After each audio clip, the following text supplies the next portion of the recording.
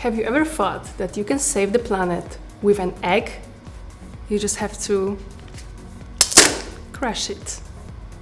My name is Angelika Bocian-Jaworska and I come from Poland. I'm an architect and founder of EGGSHELL Lab, a Luxembourg-based startup which is 3D printing clay. For Circular by Design Challenge, I propose EggShell Wonders furniture project which can be used also outdoors. I believe that all the superpowers are given to us by nature already, we just have to search for them. That's why I was looking for organic waste, which is already here in Luxembourg, in order to use it to produce and to 3D print outdoor furniture. So first of all, I started with clay, that's my daily job. But in order to provide strength and hardness to it, I found a big food waste in Luxembourg that is egg waste, so eggshells, which is in 98% calcium, which can be this magic powder that gives to clay properties that can be used as furniture.